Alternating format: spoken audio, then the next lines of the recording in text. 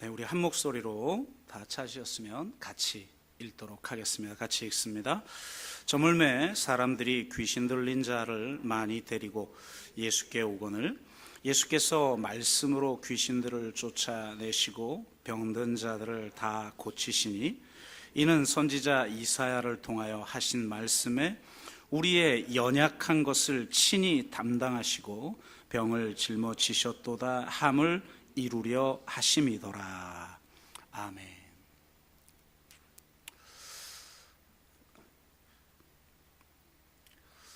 네, 우리가 지금 마태복음 강해를 하고 있는데요.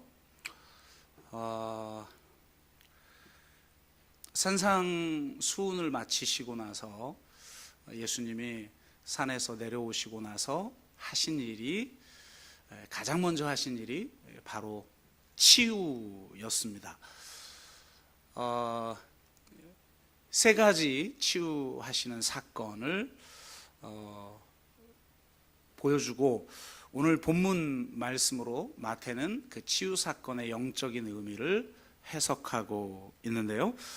우리가 지난번 설교 때 그 치유 사건들을 통해서 우리가 기적을 경험하고 치유를 경험할 때 어떤 영적 원리를 붙들어야 하는가에 대해서 조금은 기적적인 그런 간증들을 통하여서 말씀을 같이 나눴는데요. 정말 여러분의 인생 가운데 이미 얻은 줄로 믿고 기도한 대로 그대로 이루어지는 역사를 경험하는 저와 여러분 되시기를 주의 이름으로 축복합니다. 그런 믿음이 우리에게 굉장히 많이 필요한 것 같습니다. 하지만 이런 치유에 관한 혹은 기적적인 이야기에 관한 말씀을 드릴 때마다 한편에서는 굉장히 불편한 마음을 혹은 부담스러운 마음을 갖게 됩니다. 왜냐하면 우리의 인생 대부분은 심지어는 그런 기적적인 이야기들을 참 많이 저 개인적으로도 경험을 했지만 더 많은 시간들은 실제로 그런 기적을 경험하지 못하고 혹은 기도의 응답을 경험하지 못하고 살아가는 때가 훨씬 더 많다는 겁니다.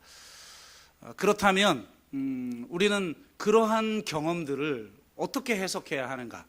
치유에 대한 설교를 할 때마다 만성 질병으로 인해서 힘들어하시는 분들, 아무리 기도해도 병이 치유되지 아니하고 특히 평생을 장애를 가지고 살아가야 하는 분들은 이런 치유에 대한 말씀들이 도리어 굉장히 큰 부담으로 다가옵니다. 그리고 한국 교회는 치유되지 않는 것은 믿음이 없기 때문이고 우리가 질병이나 또 장애를 갖는 것은 마치 우리가 지은 어떤 죄 때문에 그렇게 되는 것으로 이해를 하는 어떤 전통들이 있기 때문에 굉장히 어려움을 처하고 도리어 사회적 약자와 소수자들이 교회에서 더 큰 상처를 받는 경우들을 우리 너무나 많이 보고 있다라는 겁니다. 어느 목사님이 어느 교회에 청빙을 가게 됐는데요. 청빙이 다 통과돼서 성도들 앞에 인사를 했는데 분명히 그 이력서에는 자녀가 둘이었는데 한 명만 데리고 나와서 인사를 하는 거예요. 그러면서 오지 못한 아이는 바로 장애를, 좀 중증 장애를 가지고 있다고 소개를 합니다. 이렇게 주일날 가족 소개를 하고 교회 인사를 했는데 그 다음날 전화가 온 거예요. 당회에서. 당회에 한번 당하고 나면 절대 회를 안 먹는다고 그러잖아요. 근데 진짜 당회에서 전화가 온 거예요. 청빙이 취소됐다고. 왜냐하면 우리는 흠이 있는 제사장은 세울 수 없다. 그렇게 전화를 했다는 거예요. 그러니까 장애를 가졌거나 질병이 있거나 하면 우리는 마치 하나님의 은혜를 받지 못하는 것이고 혹은 우리가 믿음이 없는 것이고 혹은 우리가 무슨 특정한 죄를 짓고 있기 때문에 내가 고통을 당하고 있다고 생각하는 그런, 어떻게 보면 예수님이 그렇게도 싸웠던 바리새인들의 모습이 지금 한국 교회에 있는 것은 아닌가, 이런 생각을 해보게 됩니다.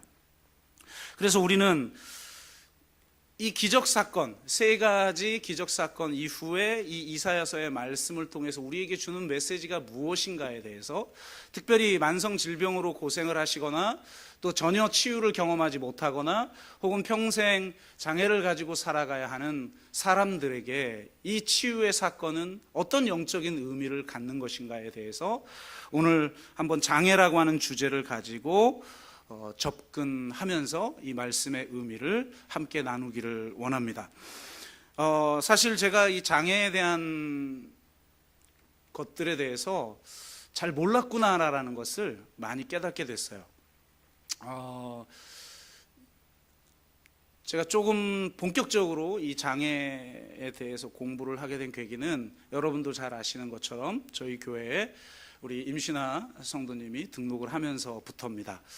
사실 큰 교회처럼 무슨 장애인 부서가 따로 있어서 그분들을 위해서 어떤 배려를 해드릴 수 있는 그런 상황도 아니죠. 그리고 또 저희 교회가 추구하고 있는 바도 그렇게 따로 부서를 만들어서 시혜를 베푸는 어떤 모양새는 우리가 추구하는 바는 또 아니기 때문에 저희 교회가 통합교육을 하고 또 모두를 위한 마을로 장애인과 비장애인이 함께 어우러지는 그런 마을을 세우는 비전을 가지고 있었기 때문에 그것들을 준비해 가야 하는데 우리는 준비가 돼 있지 않은 거죠. 그런데 왜 하나님께서 보내셨을까? 이것을 묻고 기도하면서 제가 장애를 너무 모르고 있구나 라고 하는 걸 깨닫게 됐고, 마침 우리 정성민 선생님 친구가 우리 성도님의 친구가 장애학을 공부하고 있는데 잠깐 한국에 온 거예요. 그래서 모셔서 우리 교사들하고 같이 장애에 대한 특강을 좀 들으면서 우리의 인식을 좀 바꿀 수 있었는데요. 그러면서 제가 장애학을 좀 공부를 하기 시작했어요. 내가 너무 무지했구나. 그러면서 이 장애 신학이라고 하는 것이 있는 건지 처음 알았습니다. 그래서 오늘은 그런 장애의 문제를 가지고 제가 좀 잘 정리해서 여러분이 이해도 쉽고 또 은혜도 받는 멋진 설교를 준비해야겠다 이렇게 생각했으나,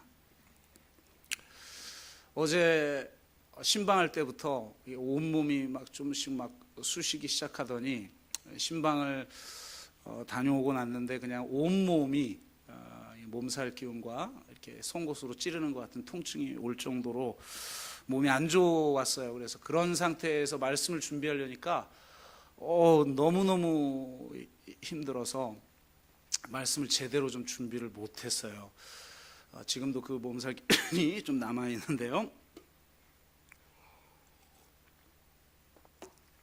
그래서 제 기대하고는 다르게 아주 좀 조잡한 그런 설교가 뭐 더 정리하고 뭐 할 힘이 전혀 생기질 않아서 조금은 조잡한 것처럼 보이고는 그런 설교를 좀 해도 여러분 양해를 해 주시기를 바라고, 우리가 우리 교회에 있는 연약한 사람들, 약자들, 소수자들, 그리고 장애인들을 어떤 눈으로 바라보아야 하는 것인가, 그리고 우리는 어떤 공동체를 세워야 하는 것인가를 함께 고민해보는 그런 시간을 갖기를 원합니다. 장애학이나 혹은 장애신학에 대해서 전체를 소개할 수는 없을 것 같은데요. 핵심적인 이야기를 해보면 이런 겁니다. 전통적인 장애의 의미는 이래요. 제가 한번 전통적인 장애의 그 정의를 한번 말씀드려 볼게요. 장애란 신체적 또는 정신적 손상, 즉 장애인이 할 수 있는 것을 제약하는 생물학적인 결손 내지 결함이다. 이거 이해 못하는 분은 없죠? 그러니까 너무나 눈에 띄잖아요. 장애를 가지신 분은. 또 뭐 눈에 띄지 않는 장애도 있긴 하지만, 예를 들어 청각장애나 그러면 소통을 해보지 않는 한은 잘 모르죠. 근데 어쨌든 이게 생물학적인 결손과 결함이라는 거예요. 그러니까 전통적인 의미에서 이 장애에 대한 규정은 매우 육체적인 정의이고 생물학적인 정의인 거죠. 그래서 장애는 곧 육체적인 비정상성. 그래서 얼마 전까지만 해도 우리는 정상인, 장애인 이렇게 구분했잖아요. 그죠? 근데 사회가 의식이 많이 발달하니까 요즘은 그렇게 하지 않죠. 무식한 사람이죠. 정상인, 장애인 이렇게 말하는 사람은 아주 무식이 극치를 달리는 사람이잖아요. 장애인, 비장애인 이렇게 요즘은 이제 표현을 하죠. 그러니까 이 비정상성이라는 겁니다. 그리고 부적응, 일상의 삶을 살아갈 수 없는 부적응자라고 보는 겁니다. 그래서 이렇게 생물학적인 장애의 규정은 장애의 문제를 오직 치료와 재활의 문제로만 접근을 해요. 비정상적이고 부족하고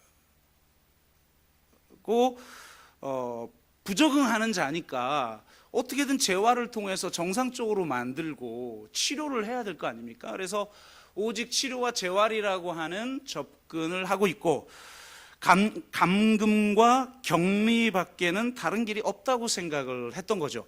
그래서 대부분 병원이나 어떤 시설에 그런 사람들을 몰아넣는, 그래서 우리가 대부분의 국가가 장애인들이 한 10%가 된다고 이야기를 하는데, 여러분 10명 중에 1명 정도가 장애인인데 여러분 살면서 장애인을 본 적이 있습니까?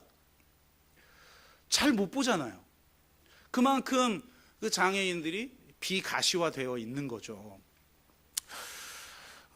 그리고 이 건강함이 없는 이 부족한 자들을 불쌍히 여기고 구호와 자선을 베풀려고 한다는 거예요. 이게 전통적인 장애 관점이에요. 저는 이 건강함이라고 하는 단어가 좀 문제가 많다고 보는데요. 여러분 헬스장을 영어로 뭐라고 합니까? 헬스장을 피트니스, 제가 좀 발음을 더 좀 굴려보겠습니다. 피트니스 센터잖아요. 네. 근데 이게 정말 문제가 많다고 생각하지 않아요? 아니 왜 건강이 피트니스죠? 피트가 뭐예요? 적절하다는 거 아니에요? 적절한. 핏이 좋은데? 딱 적합하고 적절하다. 아니 그러면 저 헬스장에 있는 초콜릿 복근에 우락부락한 저 사람들, 혹은 아주 그냥 표현하기가 참 거시기하네요. 그렇게 날씬한 여성들만 적절한 사람들 아니에요. 피트니스. 그러면 저처럼 배 나온 사람, 장애인, 키 작은 사람, 못생긴 사람, 머리 빠진 사람, 또 뭐가 있을까요? 그런 사람들은 부적절한 거 아니에요.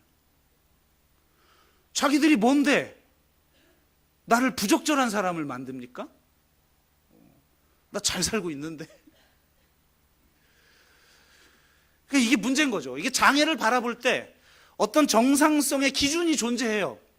예를 들면 백인, 성인, 남성, 유산자. 그러면 여기에 해당하지 않는 사람들은 다 부적절하거나 부족한 사람들인 거죠. 어린아이, 여성, 또 뭐가 있죠? 장애인, 가난한 자들, 다 부적절한 자래요. 피트니스가 없는 사람들이 되어 버리는 것이죠. 이런 상당히 문제가 많은 이 장애에 대한 규정. 그래서 이런 규정을 가지고 있는 사람들은 그냥 애써 그냥 자선을 베풀고 시혜를 베풀고 무슨 동정심을 가지고 그들을 돌보려고 해요. 장애인은 오직 내가 그렇게 시혜를 베풀 때만 가시화되는 존재지, 평소에는 비가시화돼서 우리 눈에서 볼 수 없는 그런 존재인 거죠. 대부분 시설에 있거나. 그런데 이 장애학이 발달하면서 장애에 대한 규정을 완전히 바꿔버렸어요. 이런 겁니다. 장애는 의료적 또는 개인적 문제가 아니라 손상을 지닌 사람들을 제한하고, 여러분 잘 보세요. 손상이 있는 거죠. 손상을 지닌 사람들을 제한하고 규제하고 차별하는 일련의 물리적, 사회적 장벽이다. 여러분, 앞선 규정하고는 완전히 다르다라는 것을 우리가 이해할 수가 있죠. 핵심적인 게 뭐냐면, 전에는 장애가 손상이라고 생각했던 거예요. 그런데 이 장애학이 영국에서 대두되기 시작하면서 두 가지를 분리시켜 버렸어요. 손상과 장애를. 손상은 육체적인 것인데 장애는 사회적인 것이라는 거예요. 장애는 자연적 결함의 결과가 아니라 하나의 사회적 문제라는 말이죠.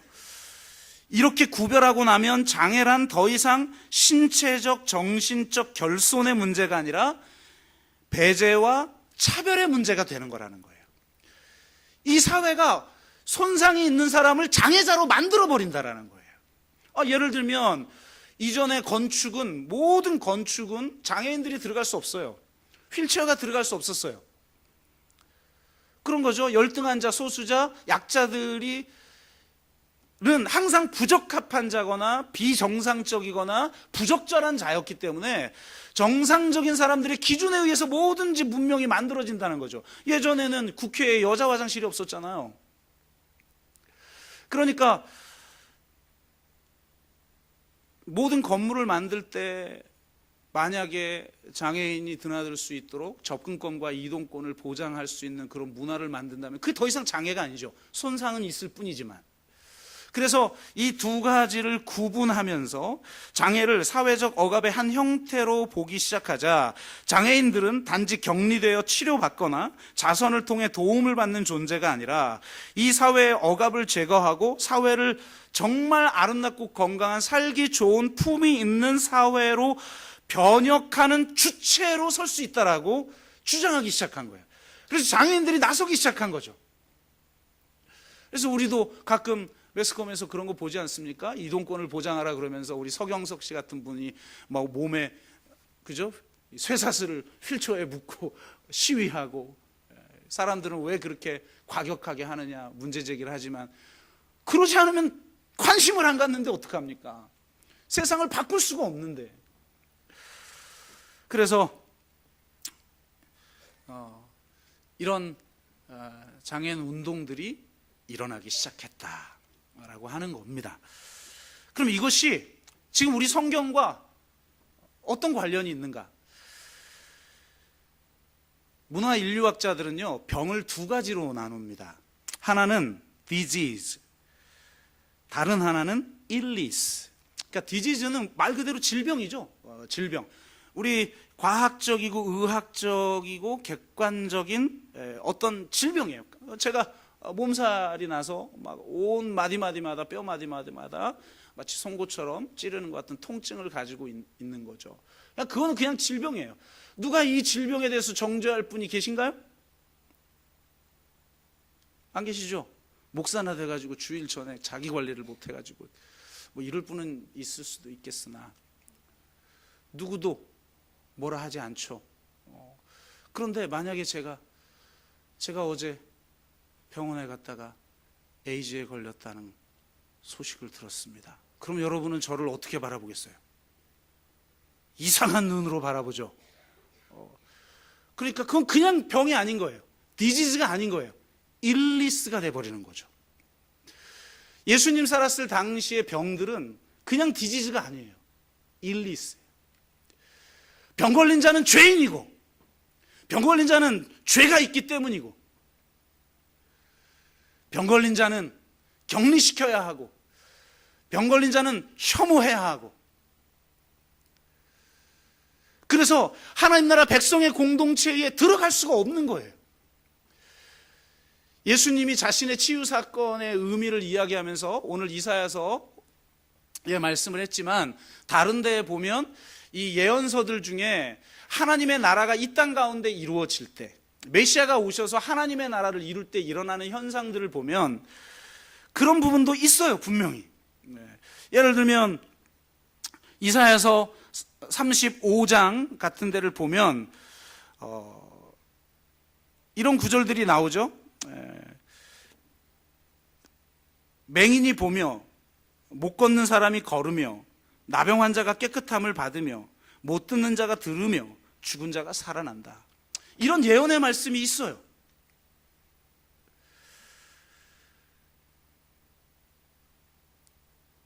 근데 이 사건의 의미는 치유 자체, 물론 우리는 치유를 경험할 수 있고 치유를 경험하기 위해서 우리가 어떤 영적 원리를 붙들어야 하는지에 대해서는 지난번 말씀을 나눴는데, 이 치유의 본질적 의미는 육체적인 치료가 아니라는 거예요. 예수님이 하신 것은 치료가 아니라 치유, 힐링이었다는 거예요. 그러니까 이 일리스를 바꿔준 거죠. 왜 지금 맹인이 보고 못 걷는 사람이 걸으며 나병 환자가 깨끗하게 되고, 이런 구절들이 마지막 메시아가 오시면 그런 일들이 일어날 거라고 하는 예언들이 존재하는가? 그것은 바로 이들에게 있어서 이 질병과 장애는 혐오의 대상이요, 격리의 대상이요, 하나님 나라 백성으로서 여길 수 없는 불결한 자들, 부정한 자들로 취급받고 있었기 때문에 이들이 이 치유를 경험함을 통해서 이 하나님 나라 백성의 공동체의 당당한 일원으로 살아가는 세상이 되도록 하겠다는 비전을 예언서들이 하고 있는 거죠. 그리고 예수 그리스도가 오셔서 그 일을 하신 거예요. 왜 연약함을 짊어지시고 왜 질병을 짊어지셨는가, 그분이. 그것은 바로 그들로 말미암아 하나님 나라 백성의 공동체의 일원으로 회복시키기 위한 것이었다라는 것입니다. 그럼 이렇게 말을 할 수가 있죠. 만약 내가 질병을 가지고 있고 장애를 여전히 가지고 있는데도 하나님 나라 백성의 공동체로 온전하게 회복될 수 있다면 그것은 목적을 이루게 된 것이에요. 그래서 놀랍게도 예언서들을 읽어보면 이렇게 맹인이 치유되어지고 걷지 못하던 자들이 걷게 되고 보지 못하던 자들이 보는 그런 역사에 대한 예언만 한 게 아니라 메시아가 오면 일어날 일에 대한 예언의 내용들을 보면요, 놀랍게도 장애가 다 제거되고 질병이 치료되어지는 그런 말씀만 있는 게 아니에요. 대표적으로 이야기를 하면 예레미야 31장 7절에서 8절, 그리고 이사야서 56장 3절에서 7절, 이런 말씀들을 보면요, 장애를 그대로 가지고 질병을 그대로 가지고도 하나님 나라 백성의 공동체로 회복될 뿐만 아니라 심지어는 남은 자로서, 여러분 남은 자는 잘 알고 있죠? 하나님이 이 땅이 다 황폐하고 다 타락할 때 하나님이 남은 자를 선택하셔서 하나님의 구원의 역사를 이어가시잖아요. 바로 그 남은 자의 반열에 이르게 된다라고 말씀하고 있는 거예요. 내가 치유돼야만, 내가 장애를 제거해야만. 예전에는 그렇죠. 그게 있는 사람들은 여호와의 총회에 들어갈 수 없었어요, 구약에는. 그런데 놀랍게 예언서에는 이사야서 56장이나 예레미야 31장 대표적으로 이런 구절들을 보면 그대로, 심지어는 이사야서에는 고자도 절대 못 들어가죠. 옛날에는 그대로 그 상태 그대로 가지고도 하나님 나라 백성이 될 수 있고 남은 자로서의 사명을 감당할 수 있다는 예언의 말씀이 있다라는 거예요. 그러니까 핵심은 외적인 치유나 내가 건강해지는 것이나 소위 이 세상에서 말하는 정상적인 사람이 되는 게 아니라는 것입니다. 중요한 것은 공동체가, 우리의 이 사회가 하나님 나라 가치가 실현되는, 그래서 정말 말 그대로 사자와 어린 양이 함께 뒹굴 수 있는 그런 세상을 이루는 것이 이 치유의 목적이고 치유되지 않아도 그것이 하나님 나라 목적이라는 거예요. 예수님은 치유를 통해서 그것을 이루신 것일 뿐이라는 거죠. 그러니 치유가 아니어도 내가 만성 질병을 가지고 아무리 기도해도 치유되지 않고 심지어는 평생을 장애를 가지고 살아간다 할지라도 내 모습 그대로 우리가 하나님 나라의 백성으로서 여러분이 일원이 되고 이 땅 가운데 하나님의 나라를 이루는 사명을 감당하는 사람으로 부름받았다는 사실을 기억하기를 주의 이름으로 축복합니다. 그러니까 이것이 바로 우리 이 장애의 문제가 우리에게 주는 첫 번째 도전이라는 겁니다. 두 번째는 이게 더 중요한데요. 아까 장애에 대한 규정이 손상과 장애를 구별함으로 이 장애인 운동이 일어나게 됐다고 얘기했잖아요. 그런데 이 장애인 운동이 성숙해지고 나서 새로운 물음이 시작됐어요. 손상과 장애를 구분하고 나니까 이 장애가 사회적인 것이었구나. 사회적인 배제와 차별의 문제였구나. 그래서 이 사회의 배제와 차별과 억압을 없애기 위해서 장애인들은 싸웠어요. 이동권을 보장하라, 장애인 차등제를 철폐하라, 목숨을 걸고 싸웠어요. 그런데 문제는 뭐냐? 이렇게 딱 구분을 하고 보니까 손상은 여전히 손상이잖아요. 이게 지금 무슨 말인지 제가 디테일하게 준비를 했어야 되는데, 그러니까 손상은 육체적인 손상인 거예요. 말 그대로 역시 여전히 장애는 사회적인 것이기 때문에 사회적인 규정, 나를 장애인으로 만드는 그 사회적인 힘, 권력, 그 불법, 그리고 이 사회의 소외, 이것과 싸워서 우리가 이 사회를 변화시키고 정당한 인권, 권리를 내가 장애인으로서 또 동등한 권리를 누리려는 싸움을 했는데, 문제는 손상은 여전히 손상이라는 거예요. 손상은 여전히 결손이고 손상은 여전히 부족함이고 부적절함이 남아있는 거죠, 그대로. 그래서 장애인들만이 누리게 되는 이 손상의 문제에 관심 갖기 시작하면서 놀랍게도 한 단계 업그레이드 됩니다. 장애인 운동이. 바로 손상은 육체적인 것이고 장애는 사회적인 것이라고 그랬잖아요. 놀랍게도 손상도 사회적인 것이다. 우리가 손상이라고 육체적인 손상과 결손은 부족하고 부적절한 그대로 놔두고 사회적인 것만 바꾸려고 그랬어요. 그런데 바로 이 육체적으로 나의 상태를 손상이라고 규정 짓는 것, 그것도 사회다. 그래서 손상을 손상으로 만드는, 그리고 장애는 뭐냐? 그 사회적인 손상의 개념을 내 몸에 체현하는 것이 장애다. 굉장히 이게 좀 철학적인 용어라 좀 어려움이 좀 있는데요. 이 몸의 신학 같은 거죠. 몸의 철학 같은 거죠. 내 몸으로 사회적 가치를 내가 이렇게 각인시키는 거예요. 내 몸에. 내 수행을 통해서. 근데 여하튼 중요한 건 뭐냐면 이 손상도 사회적인 것이다 라고 파악하기 시작했다라는 거예요. 이게 왜 중요하냐? 아까 말씀드린 대로 사회와는 싸웠어요.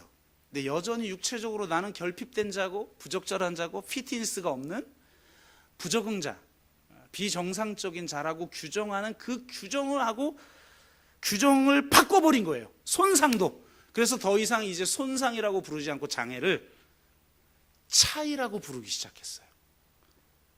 여러분, 이게 얼마나 놀라운 이야기인지를 아세요? 손상과 결핍으로 놓는다는 건 어떤 정상적인 것, 우리가 본받아야 될 것, 이거를 딱 규정해 놓은 거예요. 아까 제가 말씀드렸죠. 누구? 백인, 성인, 남성, 유산자. 여기에 속하지 않는 자는 다 결핍됨을 가지고 있는 자죠. 어린아이, 여성, 장애인, 가난한 자. 그러니까 여성들은 항상 몇천 년 동안 결핍된 자, 부족한 자였잖아요. 열등한 자였고, 그래서 남자를 섬겨야 되고 남자에게 순종해야 되고 그런 존재로 규정했잖아요. 그런데 여성들이 분연히 일어나서 우리는 부족함이 아니다. 너희들이 말하는 것처럼 우리가 남근 선망, 나에게 없는, 나에게 결핍된 어떤 것, 그 힘, 팔로스라고 하는 어떤 힘, 그 힘, 남근 선망 사상으로 살아가는 자가 아니다. 우리는 그저 다를 뿐이고 우리는 차이가 있을 뿐이다. 당당하게 자신의 모습 자체를 긍정하게 됐죠. 마찬가지예요. 장애인들이 손상을 손상이라고 규정하지 않고 차이라고 손상이라고 규정하면 이건 바꿔야 되는 거예요. 어떻게든 나를 고쳐야 되는 거예요. 재활해야 되는 것이고 보완해야 되는 것이에요. 나는 부족한 자니까, 결손을 가진 자니까, 손상을 입은 자니까 피트니스를 해야 되는 거죠. 아니다. 나는 내 모습 그대로 존귀하고 그저 차이를 가진 자일 뿐이다. 이렇게 당당하게 나서기 시작했다는 것입니다. 저는 이것이 굉장히 중요한 변화라고 생각해요. 왜 그러느냐? 기독교의 영성의 핵심이 바로 여기에 있기 때문에 그렇습니다. 많은 사람들은 예수님의 그 기적을 열광했어요. 와, 안진뱅이가 일어나고 소경이 눈을 뜨고 와, 죽은 자가 살아나네? 저런 능력이면 우리를 해방할 수 있겠다. 수많은 사람들이 그를 왕으로 삼으려고 합니다. 예수님은 피하죠. 그리고 기적을 행할 때마다, 귀신을 내어 쫓을 때마다 예수님은 계속 이렇게 말씀하셔요. 내가 메시아인 걸 알리지 마라. 귀신도 귀신같이 알아요. 예수님이 메시아인 거를. 당신은 하나님의 아들이니다. 예수님이 뭐라고 그래요? 말하지 마라. 질병이 치유된 사람들, 문둥병이 치유된 사람을 향해서 뭐라고 그래요? 절대 내가 메시아인 걸 말하지 마라. 왜 메시아인 걸 말하지 말라고 그랬을까요? 내가 이렇게 능력으로 죽은 자도 살리고 질병도 치유하고 장애도 제거해주는 그런 사람이니 나를 믿으라. 그러면 될 텐데 왜 내가 메시아인 것을 이야기하지 말라고 얘기했을까요? 그것은 많은 사람들이 이 치유만 경험하면, 기적만 경험하면 진짜 본질적인 기독교의 영성과 진짜 메시아가 누구인지를 왜곡할 것이기 때문에 그렇다는 겁니다. 예수님이 십자가에서 죽기 전까지는, 여러분, 십자가에서 죽는 예수 너무 보잘것없는 거 아니에요? 제자들도 실망해서 다 배반하고 떠났잖아요. 아니, 그 능력으로, 죽은 자를 살리는 그 능력으로 강력한 하나님 나라 백성의 공동체를 세우고 로마의 압제에서 우리를 해방할 줄 알았더니, 아니 그렇게 연약하게, 그렇게 매가리 없이 그냥 잡히고 죽는단 말인가? 있을 수가 없던 거예요. 제자들에게는 있을 수가 없어요. 그래서 예수님이 주는 그리스도시요 살아계신 하나님의 아들이라고 고백했던 베드로와 그 제자들에게 내가 고난당하고 수치당하다가 죽은 후 3일 만에 부활할 것이라고 하는 첫 번째 예고를 합니다. 그때 베드로가 뭐라고 그래요? 야단을 치죠. 쓸데없는 소리 하지 말라고. 우리도 그러잖아요. 믿으라고. 왜 믿으면 되는데 자꾸 이렇게 흔들리냐고. 물론 그게 맞는 영역은 존재해요. 그걸 부정하는 건 아니에요. 그럼에도 불구하고 우리는 그런 어떤 패턴을 가지고 있는 거죠. 그래서 예수님에게 나약한 소리 하지 말라고 아예 야단을 쳐요. 그 원어는 야단을 친 거예요. 그랬더니 예수님이 뭐라고 그럽니까? 사단아, 내 뒤로 물러가라. 와, 네가 진짜 메시아가 누구인지를 왜곡하고 있다.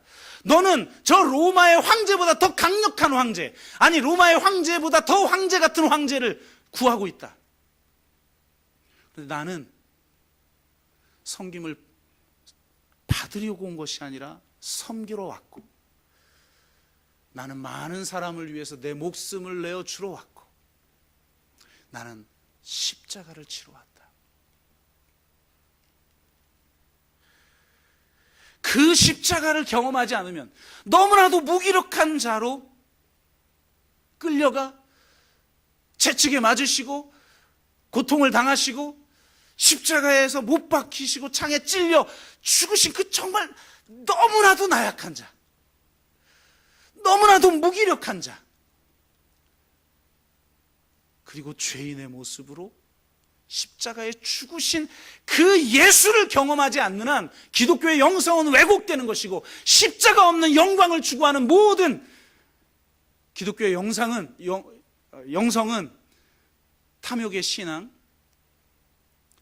탐욕의 신앙이 되어 버리는 것이고, 번영의 신학이 되어 버리는 것이고, 그래서 한국 교회가 이렇게 이 사회에서 지탄을 받게 되는 것입니다. 진정으로 이 세상을 풍요롭게 하는 것, 진정으로 이 세상을 아름답게 하는 것, 그리고 진정으로 이 세상을 구원하는 힘은 십자가에 있다는 거예요. 약함에 있다라는 거예요. 이걸 예수 그리스도가 우리에게 보여주신 거예요. 사랑 때문에 철저하게 무기력해질 수밖에 없는 그 연약함이, 그 어리석음이 이 세상을 구원하는 능력이라는 거예요. 그래서 어떻게 보면 하나님 나라에 가장 가까운 자들이 누구인가? 세리이고 창기고 장애인이고 연약한 자라는 겁니다.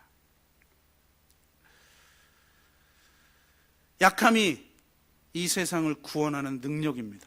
고린도전서 1장 22절, 유대인은 표적을 구하고 헬라인은 지혜를 찾으나 우리는 십자가에 못 박힌 그리스도를 전하니 유대인에게는 거리끼는 것이요 이방인에게는 미련한 것이로되 오직 부르심을 받은 자들에게는 유대인이나 헬라인이나 그리스도는 하나님의 능력이요 하나님의 지혜니라. 하나님의 어리석음이 사람보다 지혜롭고 하나님의 약하심이 사람보다 강하니라. 형제들아, 너희를 부르심을 보라. 육체를 따라 지혜로운 자가 많지 아니하며 능한 자가 많지 아니하며 문벌 좋은 자가 많지 아니하도다. 우리 교회를 보는 것 같지 않습니까? 있긴 있어요. 있긴 있나 봐요. 많지 않다고만 해놨지.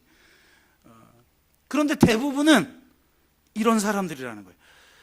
그러나 하나님께서 세상에 미련한 것들을 택하사 지혜 있는 자들을 부끄럽게 하려 하시고 세상에 약한 것들을 택하사 강한 것들을 부끄럽게 하려 하시며 하나님께서 세상에 천한 것들과 멸시받는 것들과 없는 것들을 택하사 있는 것들을 폐하려 하시나니 이는 아무 육체도 하나님 앞에서 자랑하지 못하게 하려 하심이라. 아멘.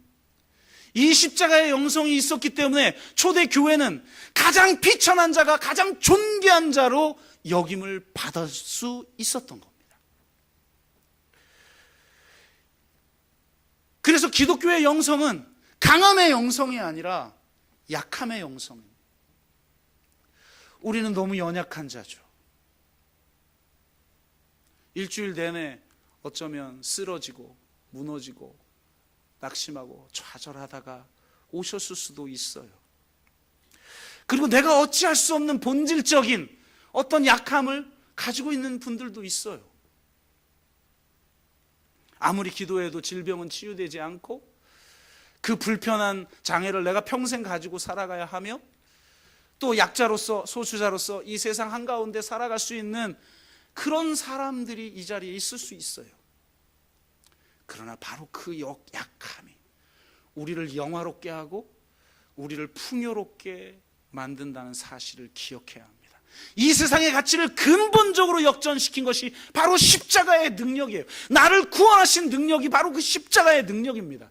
십자가를 경험한 사람들은 그렇기에 개선하려고 바꾸려고 하기보다 차이로 인정하고 서로 환대하고 서로 의존하고 서로 책임지고 정말 사자와 어린아이가 함께 뒹굴고 독사굴에 손을 넣어도 물지 않는 그런 진정한 하나님 나라 가치가 실현되는 그런 세상이 예수 그리스도의 십자가의 능력을 통해 만들어지게 될 줄로 믿습니다.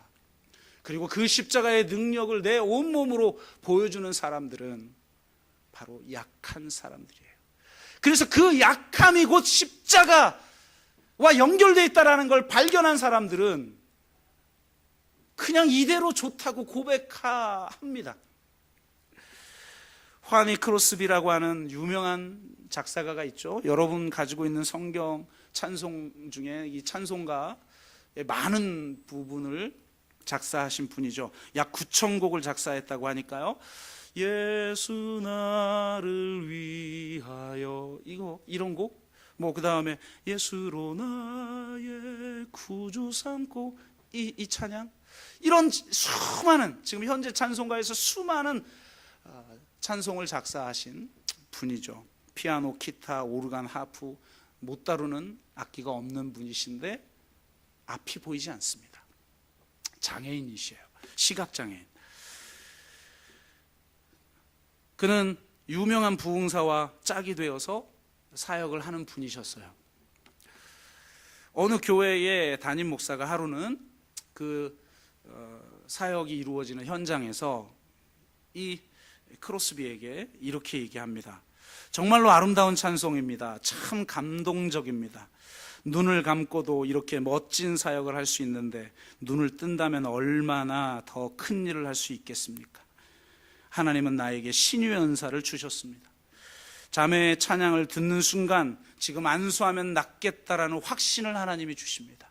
제가 자매를 위해서 기도해 드려도 될까요? 와, 드디어 눈을 뜰 기회예요. 그런데 화니 크로스비는 이렇게 대답합니다. 목사님, 저를 위해 기도해 주신다니 감사합니다. 하지만 저는 지금 이대로가 좋습니다.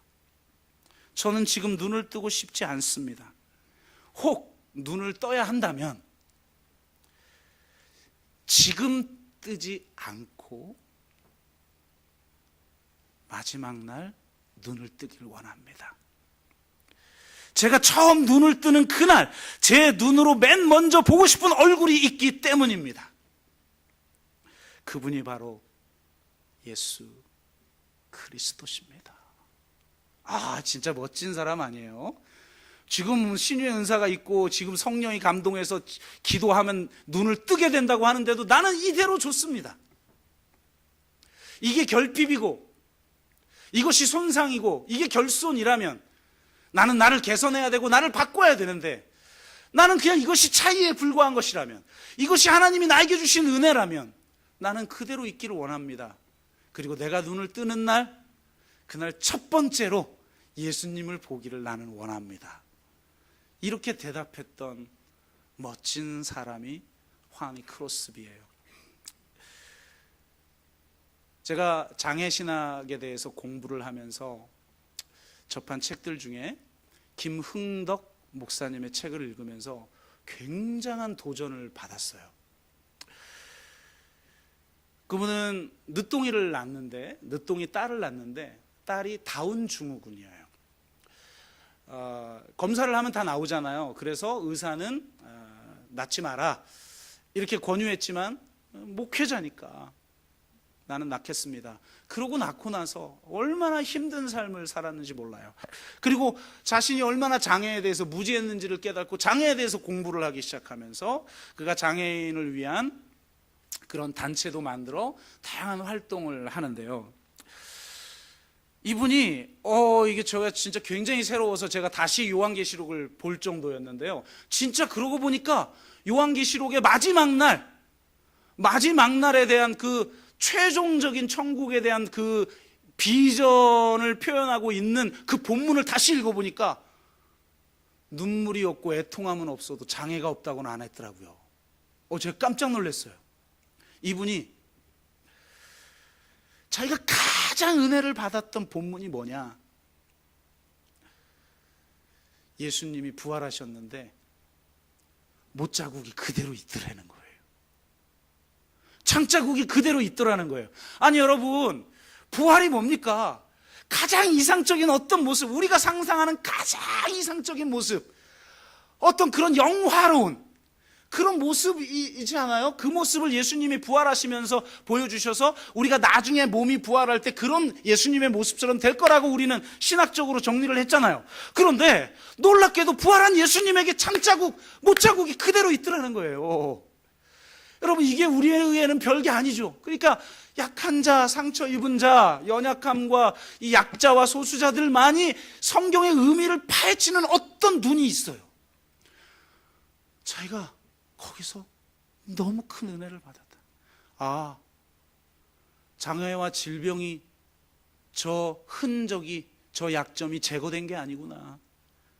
예수님이 죽은 자 가운데서 부활하셔도 여전히 창자국이 있었고 못자국이 있었구나. 그러면서 이분이 제가 다 소개는 할 수 없지만 나는 만약 장애가 더 이상 장애가 아니라면, 손상이 차이일 뿐이라면 왜 나중에 저 천국에서 우리가 몸이 부활할 때 장애를 제거해야만 하는가? 장애가 나에게 본질이라면 장애가 없는 나는 나가 아니지 않는가? 그러면서 나는 주님이 다시 오셔서 우리 몸이 부활할 때 내 자녀가 조이더라고요. 조이. 우리 조이가 여전히 다운 증후군이어도 실망하지 않을 것이다. 아니, 그러리라고 확신한다. 이렇게 고백. 이게 맞냐 틀리냐를 떠나서 저는 진짜 마음에 너무 감동이 오더라고요. 우리는 이 세상의 가치를 내면화시켜서 더 강해야 하고, 더 정상적이 되어야 되고, 피트니스 되어야 하고, 세상에서 성공해야 되고, 권력을 가져야 돼요. 그런 사람이 축복받는 사람이라고 생각해요. 그러면 그 정상성에서 벗어난 사람들은 부적합하고 비정상적이고 부적절하고 변화시키고 어떻게든 재활해야 되고 어떻게든 개선시켜야 될 사람입니까? 그냥 그 약함 그대로 은혜의 힘을 고백하는 것이 기독교의 영성이 아닙니까? 가장 하나님 나라에 가까운 사람들, 십자가가 무엇인지, 하나님 나라가 무엇인지를 가장 가까이에서 보여주는 사람들이 더불어 함께 공동체를 이루어 살아가는 그런 우리 교회가 되기를 바라고, 또 그런 세상이 되기를 바랍니다. 그런 약함의 영성을 통해서 십자가를 증언하는 선교적 공동체가 되기를 주의 이름으로 축원합니다. 우리 한번 기도합시다.